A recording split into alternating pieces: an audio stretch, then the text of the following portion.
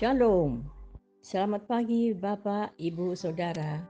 Terima kasih telah bergabung bersama kami dalam renungan harian Jemaat GKJ Bandung.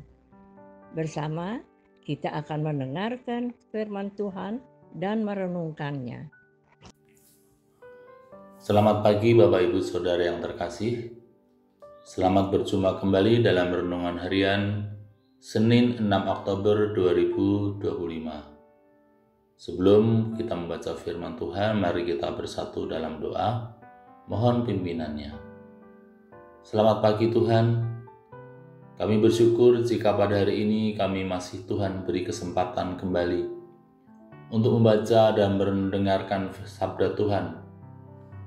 Kiranya Roh Kudus mengurapi kami dan menolong kami untuk dapat memahami isi hati Tuhan dan mempraktekkan dalam kehidupan kami. Di dalam nama Tuhan Yesus kami berdoa. Amin. Tema renungan harian pada hari ini adalah menggunakan harta untuk tujuan kekal. Adapun firman Tuhan terambil dari Lukas 16 ayat 1-9. Bapak Ibu nanti dapat membaca sendiri.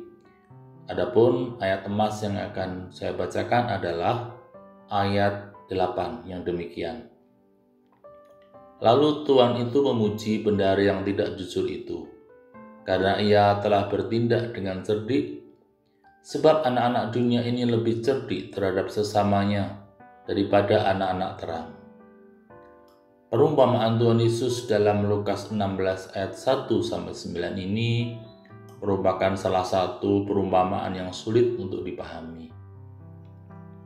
Di satu sisi, bendahara dalam perumpamaan ini tidak jujur, tetapi di sisi lain, pada akhirnya ia dipuji karena kecerdikannya. Perumpamaan ini memiliki pengajaran yang sangat penting dan mendalam. Dikisahkan bahwa bendahara dalam perumpamaan ini melakukan perbuatan yang tidak bisa dibenarkan, sehingga ia layak untuk dipecat. Oleh karena itu, perumpamaan ini sama sekali tidak mendukung pelanggaran etis termasuk ketidakjujuran. Pengajaran Tuhan Yesus tetaplah mengedepankan kebenaran dan kejujuran yang harus dijunjung tinggi dalam tindakan moral kita. Bendahara tersebut tetaplah disebut sebagai bendahara yang tidak jujur.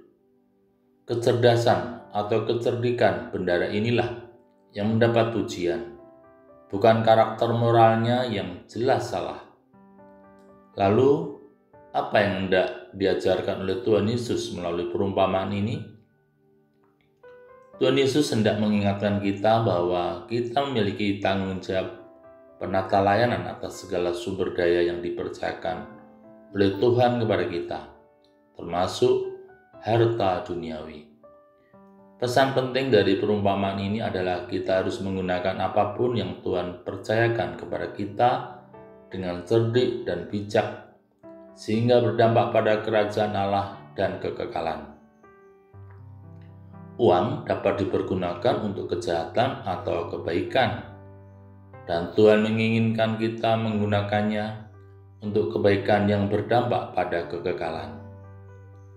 Perumpamaan ini menantang kita untuk melihat hidup dari perspektif kekekalan, sehingga ketika kita membuat keputusan hidup saat ini, keputusan itu mencerminkan nilai-nilai spiritualitas kekekalan.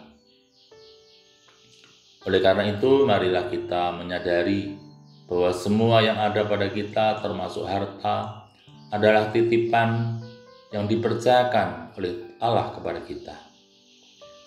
Pertanyaan bagi kita saat ini adalah, sudahkah kita mengelola dan menggunakannya dengan bijaksana? Kemudian, sudahkah kita memakainya untuk tujuan kerajaan Allah dan dalam perspektif kekekalan? Demikian renungan pagi hari ini. Selamat merenungkan sabda Tuhan dan mempraktekkan di dalam kehidupan kita. Mari kita bersatu dalam doa.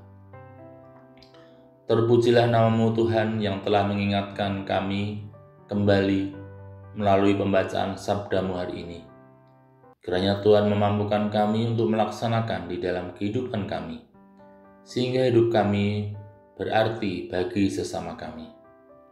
Di dalam nama Tuhan Yesus kami alaskan doa dan permohonan kami ini. Amin.